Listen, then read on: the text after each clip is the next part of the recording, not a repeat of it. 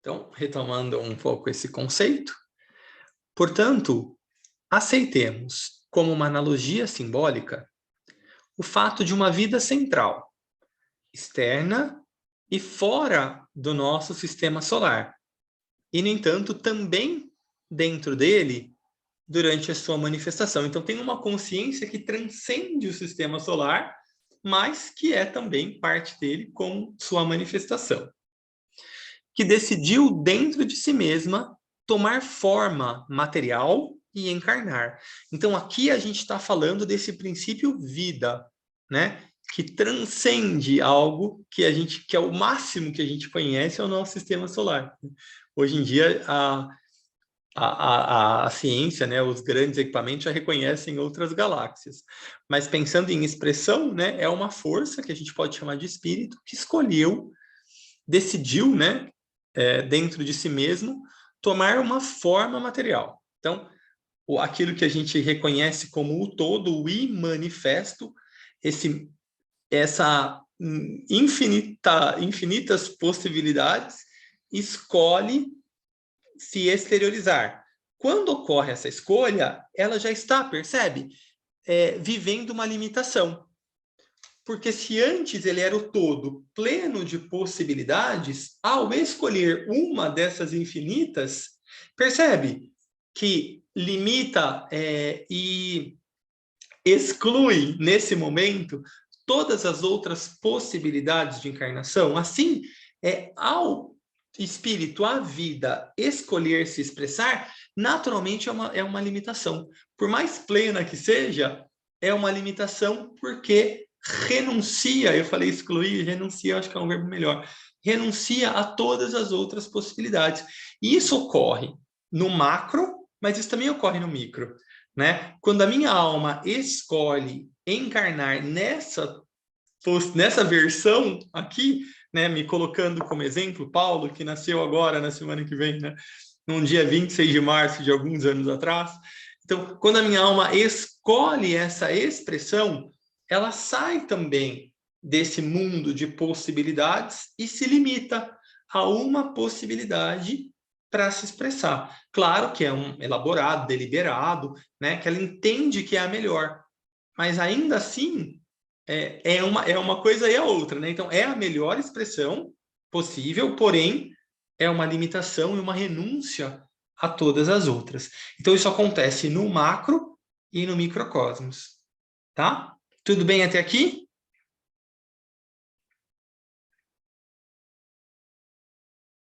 Pessoal, Sim. obrigado. Senão eu acho que eu estou falando sozinho aqui já. Sim. Então, o que acontece? Assim se Estamos todos estabelece... aqui. Oi? Estamos todos aqui, aqui até alcançar o microfone. Tá bom, obrigado, Rê. Então, o que acontece? Assim se estabelece um vórtice de força, como um passo preliminar. Então, né? Um vórtice de força. Então, temos ao mesmo tempo o Deus imanente, dentro da manifestação, e o Deus transcendente, esse Deus criador, né? Fora. Então, cada um de nós, de novo, né? Pensando no micro e no macro, cada um de nós tem dentro de si a própria divindade e fora de si, né? Enquanto mônada, a nossa própria divindade. Então, do mesmo jeito, o universo tem em si a sua expressão, a sua divindade transcendente, mas ao se expressar através de todas as formas e todas as vidas e de cada um de nós, é também um Deus imanente. Esse vórtice, resultado da sua atividade inicial, se manifesta por intermédio daquilo que chamamos de substância, ou, utilizando um termo técnico da ciência moderna, o melhor que podemos fazer por hora, através do éter do espaço. A ciência cunhou esse termo, éter do espaço, né? Que tem a ver com isso que no esoterismo a gente conhece como substância. Então, esse vórtice, ele vai se manifestar, essa divindade, essa vida, vai se manifestar através da substância. A consequência dessa interação ativa entre vida e substância é que uma unidade básica é constituída. Pai, a vida, e mãe, a substância, se uniram. Essa unidade está caracterizada por uma qualidade. Então, cada vez que esses dois aspectos se unem, representam ou tomam como fim uma qualidade se expressa, se manifesta. E assim, por meio dessa triplicidade de vida, qualidade e forma, a vida central evoca e manifesta consciência. Isso é, responde conscientemente a todo esse desdobramento que está acontecendo. Porém, em um grau que resulta impossível conceber-se ainda para nós, devido a que estamos limitados por nosso atual e pouco desenvolvido ponto de evolução.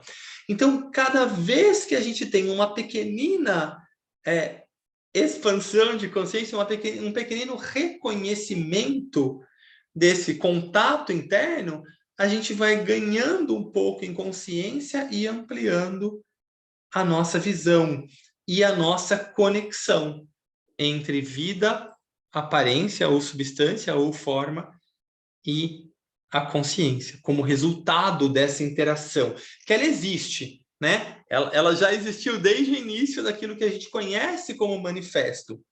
Só que à medida em que a gente vai experienciando e se desenvolvendo, a gente vai reconhecendo como consciência a profundidade, cada vez em camadas maiores, dessa conexão.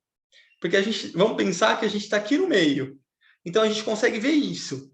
À medida em que a nossa consciência se expande, a gente vai vendo essa conexão com mais profundidade e se reconhecendo como parte de tudo isso, embora seja, né, trino, é o uno, né? Aqueles que estudam esse tratado devem ter em mente que é necessário familiarizar-se, desde o começo, com esses 4 fatores condicionantes: vida, qualidade, aparência e seu resultado sintético, que denominamos consciência.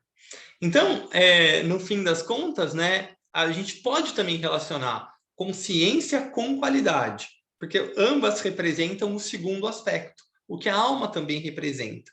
Mas aqui o tibetano separa um pouco para que a gente foque o olhar mesmo na consciência e reconheça a consciência nesses 3 aspectos, vamos dizer assim, como se fossem antecessores a ela. Mas a consciência e qualidade são sinônimos. Portanto, sempre falamos sobre o que está fora da aparência e o que é consciente dessa aparência. Isso envolve a percepção do seu desenvolvimento material e a consequente expressão adequada e também percepção do desenvolvimento psíquico. Nenhum estudo sobre raios é possível sem esse reconhecimento quádruplo: vida, qualidade, aparência, resultando em consciência. Compreenderemos o tema com mais facilidade se aprendermos, a nos considerar como uma expressão exata, embora pouco desenvolvida ainda, e reflexo desse quaternário inicial e criador. Somos vidas que aparecem, então, se manifestaram, né? Expressam qualidade. E qualidade através do raio da alma, por exemplo. E lentamente tornam-se conscientes do processo e objetivo, à medida que nossas consciências se assemelham cada vez mais à da própria divindade.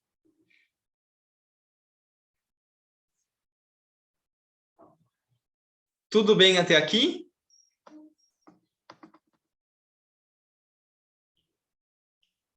De novo, não é algo tão simples, né? Então, Thalita, você tinha aberto a Khan, você queria fazer algum comentário?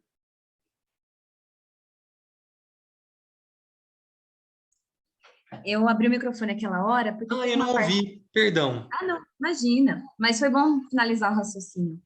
É que, em um momento no texto, ele fala sobre o reconhecimento da unidade entre a vida, né, e a substância.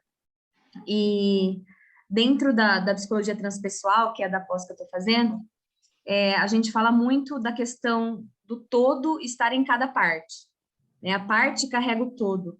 E essa questão da divindade estar na substância me lembrou muito dessa questão dessa unidade, né? E eles dão muito o exemplo do nosso cartão de crédito, que tem aquele adesivo holográfico do passarinho, que ele é um passarinho inteiro, a hora que você corta, ele fica um passarinho inteiro em cada lugar, ele não se divide.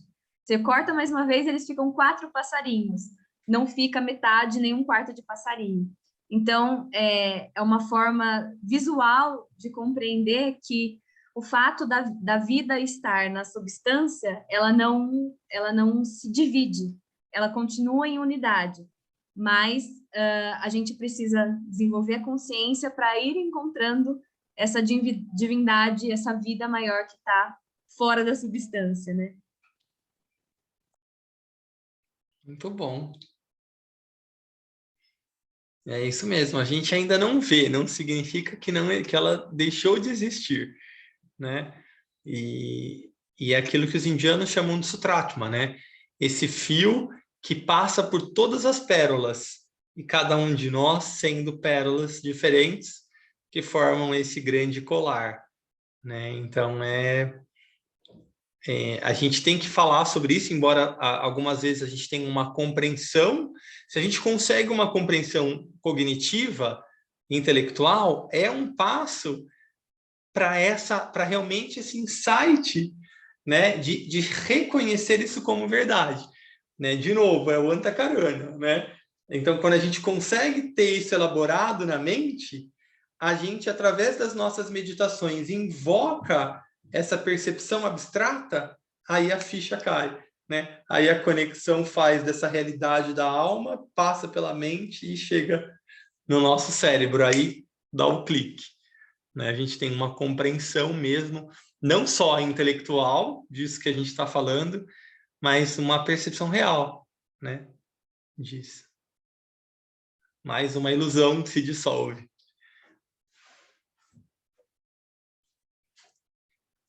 Mais alguma consideração antes da gente entrar no próximo tópico? E aí, nesse próximo tópico do livro, a gente já vai falar sobre, já vai entrar nos raios mesmo, nas qualidades dos raios. Mas se alguém tiver alguma dúvida, algum comentário, aí a gente pode ficar mais um tempinho aqui, porque, de novo, né, sem pressa é super importante.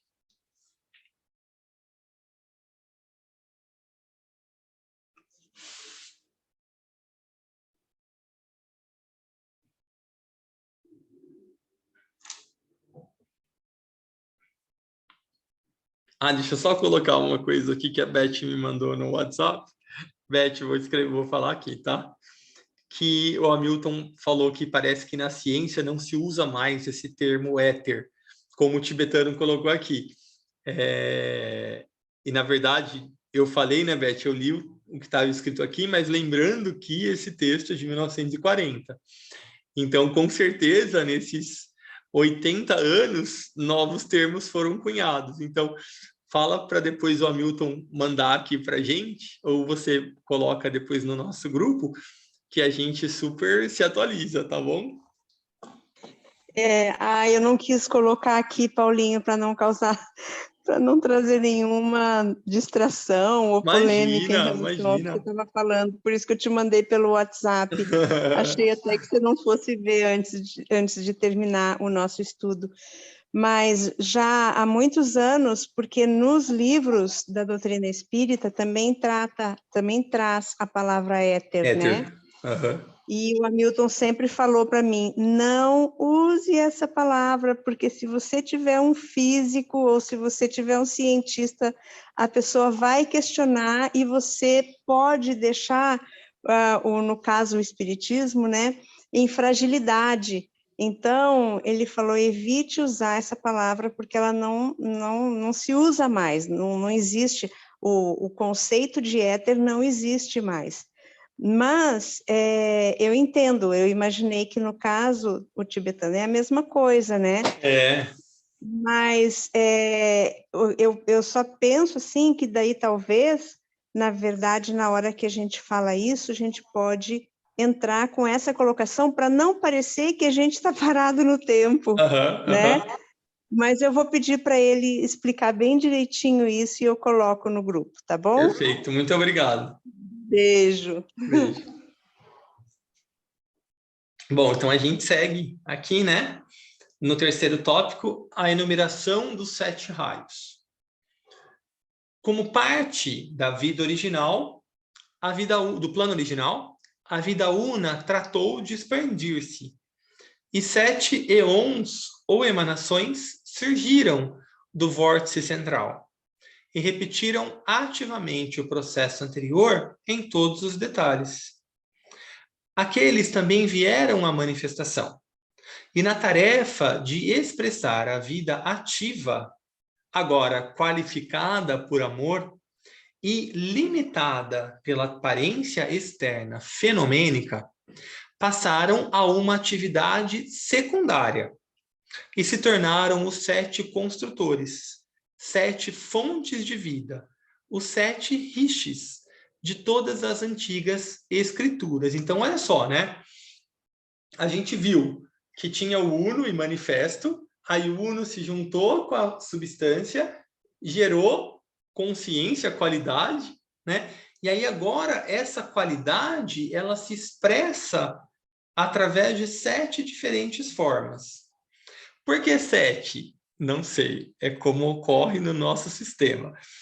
Pode ser que em outro sistema seja diferente, não tenho a menor ideia, mas pode ser que sim, porque as possibilidades são infinitas. Mas, aqui no nosso planeta, a expressão material progride 1, 3, 7, 12. É assim de todos os jeitos que a gente encontra na natureza. Né? Então, nas cores, nos sons, enfim, na manifestação planetária é assim. Né? Então, é por isso que a gente segue desse jeito aqui, estudando como é aqui na nossa realidade planetária. Essas essas entidades psíquicas originais, imbuídas de capacidade de expressar amor, o que significa aceitar o conceito de dualidade, o amor e o amado, o desejo e o desejado, deve ser colocado aqui, e emergir do seu ser subjetivo para se tornar um objetivo. Chamamos estes 7 por vários nomes, como se segue. Então, lembrando que o nosso sistema solar é um sistema de segundo raio, que é o sistema do amor-sabedoria. Então, tudo o que acontece aqui nesse sistema solar é uma atividade amorosa. Tem como qualidade o amor e a consciência, né, que são qualidades do segundo aspecto.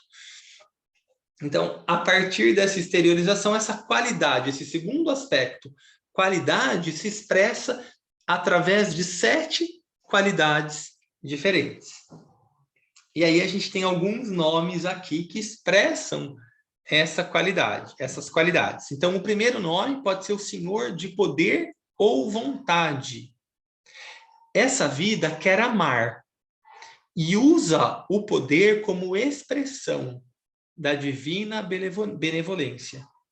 Para o seu corpo de manifestação, usa esse sistema, do qual o Sol é o substituto esotérico. Então, o primeiro aspecto é o aspecto do poder de amar, né? E aí tem o Sol aí como um símbolo dessa vida de poder, de abundância, né?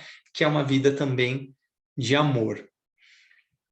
Segundo o Senhor do amor-sabedoria, personifica o amor puro. Os esotéricos acreditam que está tão perto do coração do Logo solar como estava o amado discípulo perto do coração do Cristo da Galileia. Essa vida de amor, sabedoria, né, infunde em todas as formas a qualidade do amor, em conjunto com a manifestação mais materialista do desejo. Constitui o princípio atrativo da natureza e o guardião da lei da atração, que é a manifestação da vida do ser puro.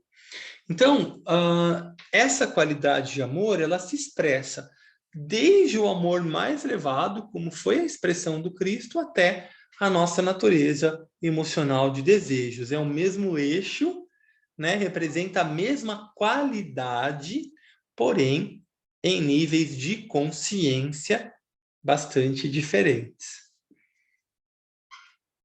E o segundo raio tem esse poder de atrair, né? Do mesmo jeito que a gente entende que a lei do terceiro raio, a expressão é a lei da economia, a gente sabe que a lei do segundo raio é a lei da atração. E a gente sabe, por exemplo, que o reino vegetal, ele é uma expressão, dentre outras, do segundo raio.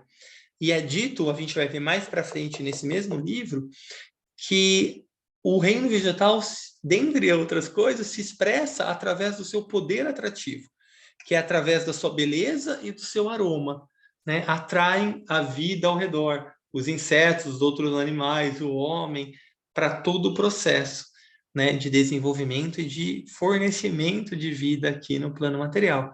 Então, o segundo raio tem muito a ver com atrair, é uma característica da alma atrair todas as... Trazendo para um contexto mais específico nosso, mais microcósmico, a alma quem atrai todas as condições materiais para o desenvolvimento da personalidade, para o desenvolvimento da consciência. Então, o segundo raio é um raio de atração, tá? Esse Senhor do amor é o mais poderoso dos 7 raios, porque ele pertence ao mesmo raio cósmico da divindade solar. Então, uma vez que a gente está num sistema solar de segundo raio, naturalmente, é o raio para esse sistema solar mais potente. Ele expressa principalmente através do planeta Júpiter, o qual constitui seu corpo de manifestação. Então, quem irradia segundo o aspecto no nosso sistema solar é o planeta Júpiter, tá? Segundo a astrologia esotérica, e também aqui, psicologia esotérica. Terceiro, o senhor da inteligência ativa. Seu trabalho está intimamente ligado com a matéria, porque é a manifestação. E trabalha em cooperação com o senhor do segundo raio. É o impulso motivador para o trabalho inicial da criação. O planeta Saturno é seu corpo de expressão no sistema solar.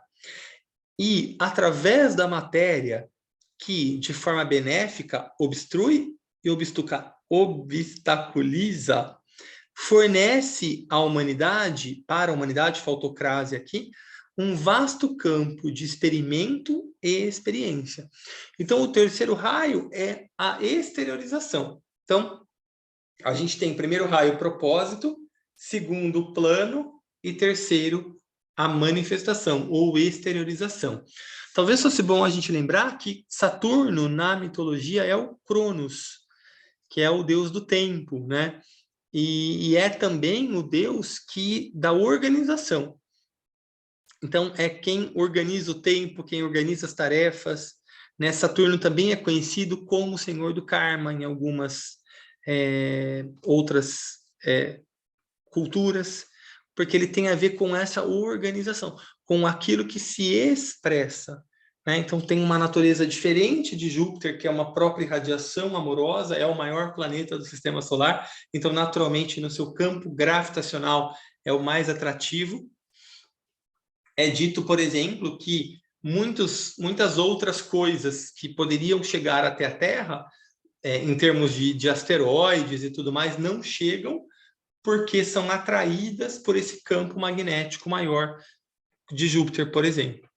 Então, também tem esse papel de proteção aqui para nós. Já o terceiro raio tem a ver, então, com Saturno, com essa organização, né, expressa de uma maneira mais exotérica, se a gente puder dizer assim. Gostaria de salientar aqui que, ao falar em termos de personalidade, inevitavelmente eu tenho que usar o pronome pessoal. E, portanto, não devem acusar-me de personalizar essas grandes forças. Falo em termos de entidade, de puro ser, e não em termos de personalidade humana. Então, claro, né, para ficar um pouco mais fácil da nossa compreensão, ele vai utilizar algumas vezes alguns pronomes pessoais, mas está longe de estar relacionado com a pessoalidade da personalidade, ou egoisticamente falando. Mas persiste a limitação da linguagem.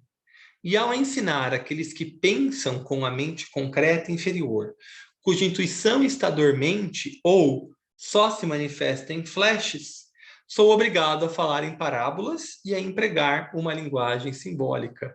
Então, olha só, coitado do mestre, né? Ele tem muito mais compreensão, só que ele precisa também adequar a sua compreensão a um tipo de linguagem que possa ser inteligível para pessoas ainda em desenvolvimento como somos nós. Então, talvez ele pudesse explorar outros recursos linguísticos, porém, com a nossa limitação cognitiva, isso não pode acontecer. Permitam-me recordar também que todas as declarações feitas são relacionadas ao nosso planeta e se expõem em termos que podem ser compreendidos pela humanidade que o nosso planeta produziu. O trabalho, segundo vou descrevendo, é apenas uma fração do trabalho empreendido por esses seres. Cada um deles tem seu próprio propósito e raio de influência, como a nossa Terra. E como a nossa Terra não é um dos 7 planetas sagrados ainda, né, nem o corpo de manifestação de um dos 7 raios básicos, esses seres têm propósitos e atividades em que nossa Terra desempenha uma pequena parte. Então, o nosso planeta, ele está ainda dentro do seu processo de evolução para um dia se tornar um planeta sagrado. Então, enquanto isso não acontece, por quê? Porque a nossa humanidade ainda não é sagrada, né? Estamos no processo de desenvolvimento. Então, naturalmente, o que a gente consegue perceber é muito pouco ainda perto da grandiosidade do trabalho que é feito. Tudo bem até aqui? Antes da gente entrar para os raios de manifestação, em vez dos 3 primeiros, os raios de atributos. Paulinho, Oi. Esse planeta sagrado, o que seria? Você tem uma ideia? Eu não sei se tem a ver com o texto, mas... Tem, claro. Os planetas sagrados são aqueles que já conseguem expressar as qualidades divinas, essas qualidades que a gente está falando, com maior calibre, com mais potência, com mais... sem tanta interferência àquilo que é realmente divino. É o que a gente chama de os planetas mais evoluídos? Sim. Lembra que no próprio Espiritismo a gente aprende que a Terra é um planeta ainda de provação, né? Então, a gente está nesse tem o momento. sagrado, então tem a ver nesse momento da... Ah, entendi. Ele usou a palavra sagrado, porque aí eu fiquei pensando se tudo também é sagrado. Sim, é nesse sentido mesmo. Mas tudo é sagrado, com certeza. Mas é no sentido de desenvolvimento da consciência. Tá, obrigada. Dá para a gente, acho que não vai dar para a gente ler todos hoje por causa do nosso tempo, mas vou começar o 4º então. O Senhor da harmonia, beleza e arte. A principal função deste ser é a criação de beleza, como uma expressão da verdade. Pela livre interação da vida e forma, baseando a concepção de beleza no plano inicial, tal como existe na mente do Logos solar. Olha só que interessante. Então, a expressão mais bela ou mais pura do 4º raio é a beleza olha que profundo, como uma expressão da verdade da livre interação, ou seja, sem nenhum ruído entre a vida e a forma. Então, o quarto raio, como beleza, é a própria expressão plena dessa interação entre a concepção e a exteriorização. Olha só que interessante a gente pensar no quarto raio dessa forma, né? Por isso que os indivíduos de personalidade de quarto raio têm uma busca pela beleza, porque é um impulso material, mas que vem de uma inteligência superior pela perfeição entre o plano e a expressão. Só que, claro, no meio disso tudo é deturpado, né? E aí fica uma beleza que muitas vezes valoriza a forma, por mais que essa forma não esteja representando o ideal, né? O plano inicial. Então é muito interessante a gente perceber como o quarto raio, que é o raio da humanidade, do quarto reino, né? Que é o reino humano, e a gente observar, né? Na verdade, assim, o mundo que a gente vive hoje, a gente consegue observar que existe uma obsessão pela beleza, né? Só que é uma beleza que reflete a forma e não essa conexão. Mas a gente já pode vir a crer, né? E a reconhecer pelos efeitos quais são as causas que já estão se processando nos níveis internos. E a gente pode reconhecer que existe um impulso, então, para através da beleza, uma expressão da verdade, dessa expressão do plano perfeito, né? É interessante a gente refletir sobre isso, né? Sobre como existe essa busca pela beleza, mas como ela ainda está um pouco desconectada dessa beleza original aqui, né? Não foi revelado qual é o corpo de manifestação dessa vida, mas a atividade que dele emana produz uma combinação de sons e cores e uma linguagem musical que expressa, através de uma forma ideal, o que é a ideia originadora. Então, a gente percebe aqui, né, sobre os sons, como é importante, né, e como os sons têm essa habilidade de expressar. Esse quarto senhor de expressão criadora vai assumir sua atividade na Terra daqui a 600 anos. Mas já se sentem as primeiras débeis expressões da sua influência. O século seguinte, esse que a gente está agora, né, verá o renascimento da arte criativa em todos os seus ramos. Então tem uma promessa aí do mestre que a gente vai ter um renascimento da arte para esse século que a gente está aqui, o século 21. Tudo bem até aqui? Algum comentário, alguma partilha, alguma dúvida?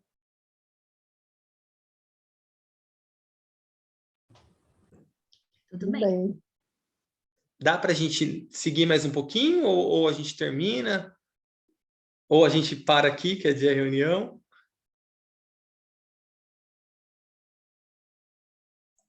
Por mim, podemos seguir. Tá.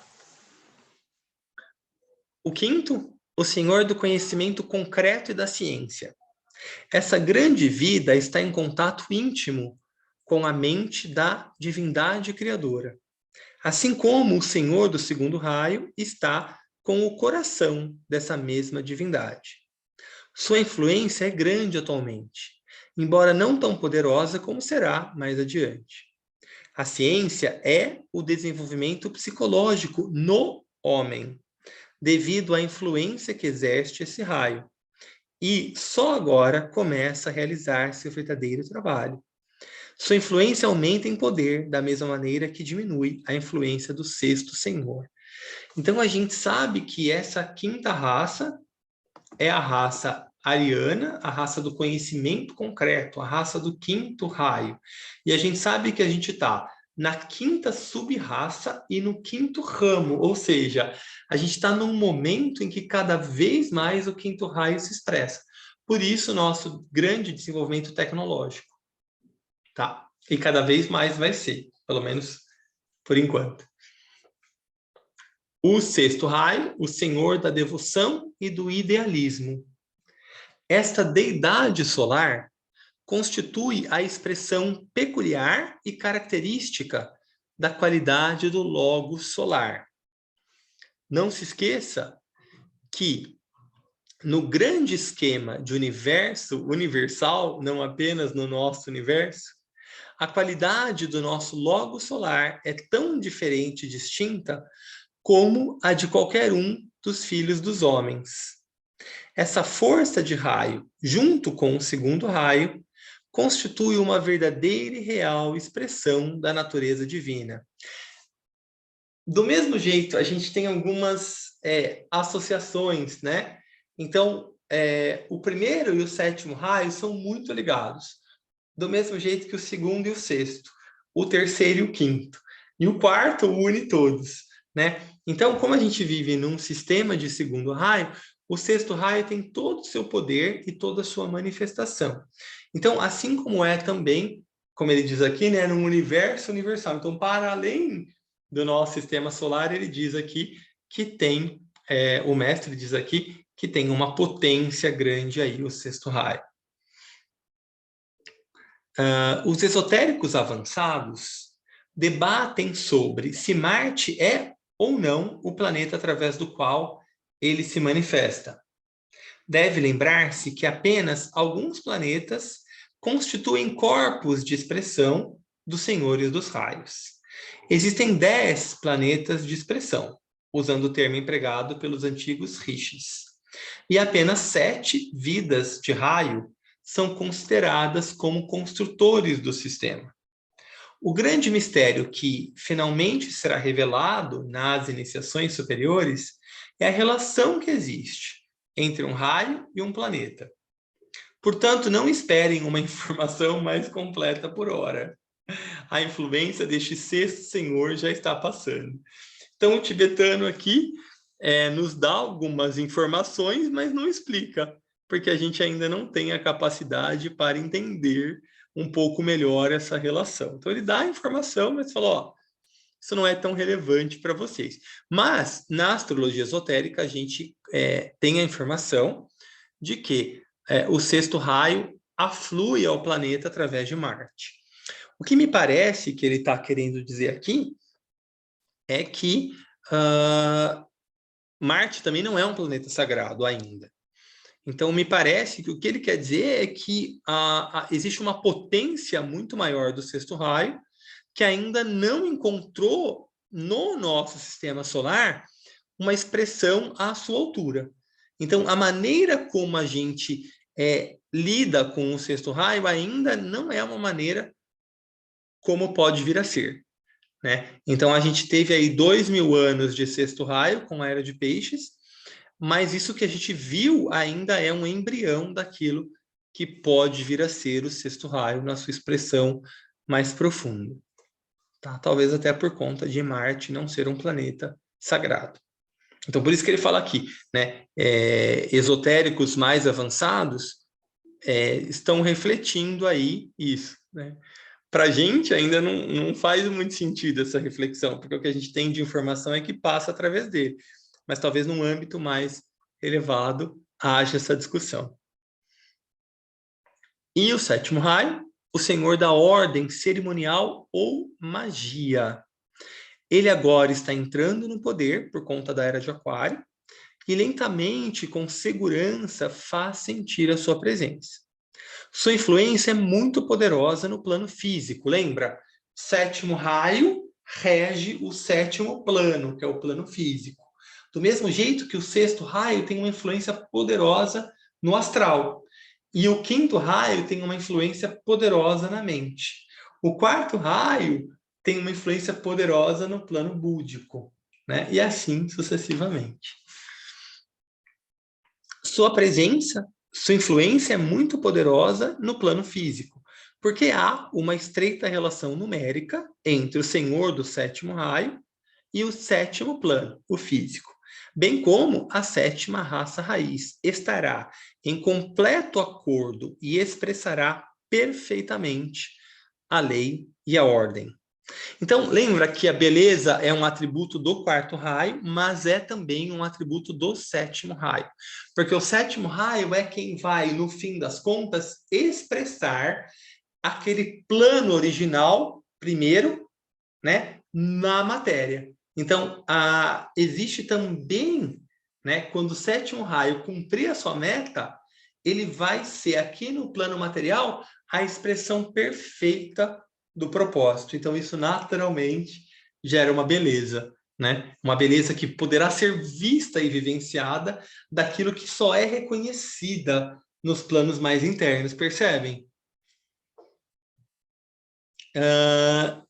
Esse raio da ordem e seu advento é parcialmente responsável pela tendência atual nos assuntos mundiais de implantar governos ditatoriais e impor o controle de um grupo central de governo. Olha que interessante. Se por um lado a gente também percebe que as ditaduras tiveram uma grande influência do sexto raio, porque elas eram também uma expressão de poder de um líder forte, né? O sexto raio também traz isso, né? A devoção a um líder forte. Então, também o fato de expor o plano, né? De querer dar materialidade a uma ideia, né? Isso também pode provocar essa influência ditatorial. Por quê? Porque o ditador trabalha com o primeiro raio. Então, é aquele que vê e consegue implantar a ideia, quer dizer, né?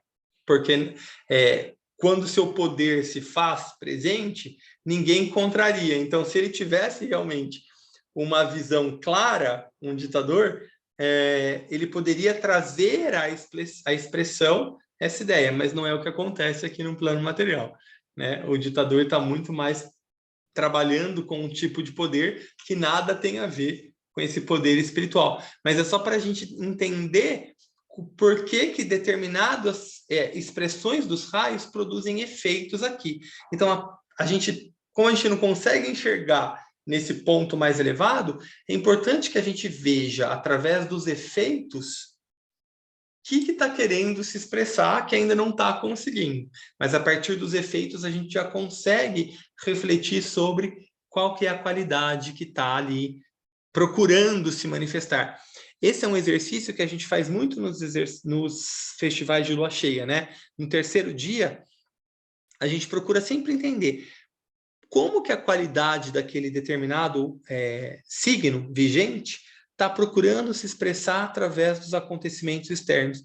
Então, aqui, para a gente, cada vez mais deve ser um esforço de procurar observar como é que as energias do sétimo raio, que estão cada vez ganhando mais potência, estão procurando se expressar. E aí, então, quando a gente consegue reconhecer isso, é importante a gente não obstaculizar esse fluxo, né? Porque é o fluxo do raio. Então, a gente tentar criar mecanismos para esse raio se expressar cada vez mais com a sua potência, com a sua plenitude, né? Com a sua qualidade, que ainda não está acontecendo. Então, eu acho que a gente pode finalizar por aqui, porque aí no próximo encontro a gente já vai ver quais são os raios que estão em manifestação hoje no nosso sistema. Ops. Só para a gente saber onde a gente parou, né? E aí vai ficar um pouquinho mais fácil também a gente tentar entender o que está acontecendo no mundo a partir dos raios. Então, não o inverso, né? A gente sempre olhar para os raios em manifestação como fontes causais. E aí, sabendo dos raios que estão em manifestação, o que a gente reconhece no mundo externo que está refletindo esses raios? Tudo bem? Sim. Tudo bem.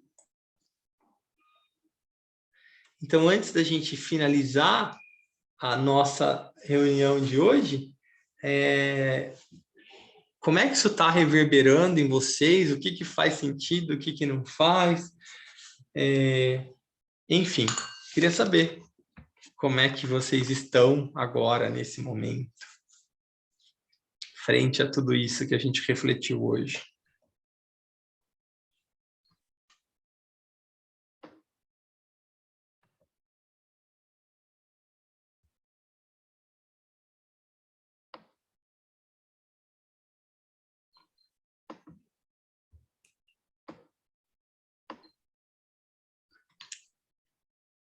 Que tímidos vocês estão. Que timidas que hoje o Gui não está com a gente. Todos têm palavras.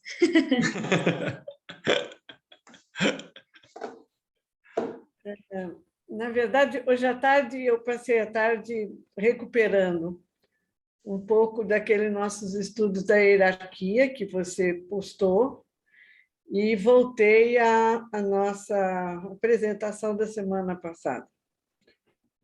E aí eu faço um caminho bem complexo, porque tem horas que parece que tem um vislumbre fantástico de entendimento e que parece estar tudo muito claro e, de repente, eu afundo num poço de dúvidas, assim, de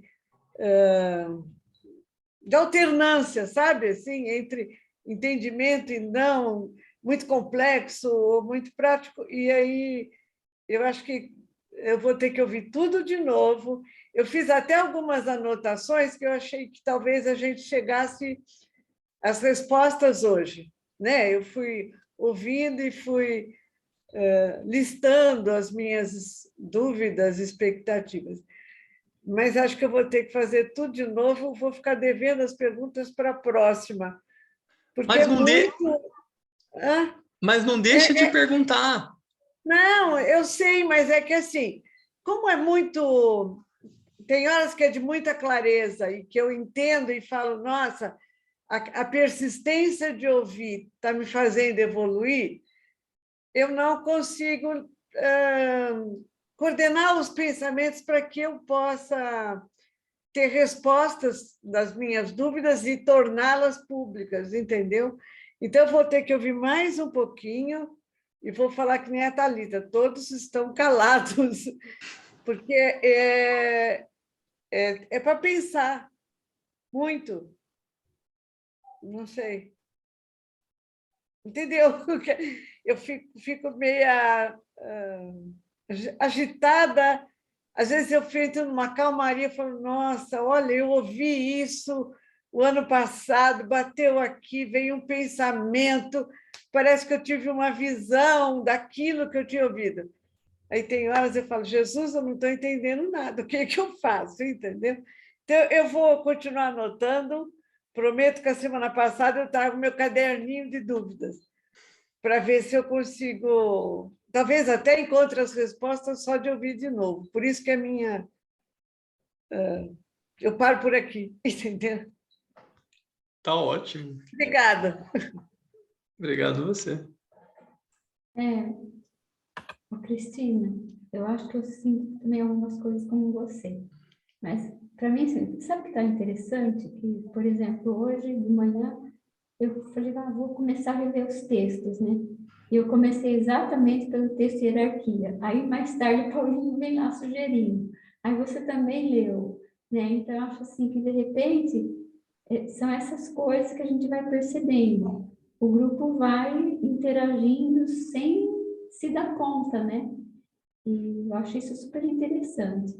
Agora, eu também tenho todas essas dificuldades. Quando fui assim, vou começar a rever tudo. Por onde eu começo? Eu não sei por onde começo, né?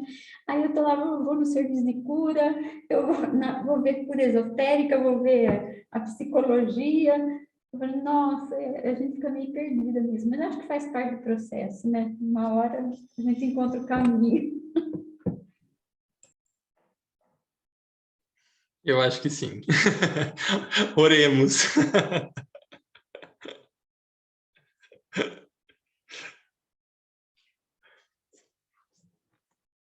Bom, eu vou finalizar então a nossa reunião, a gravação.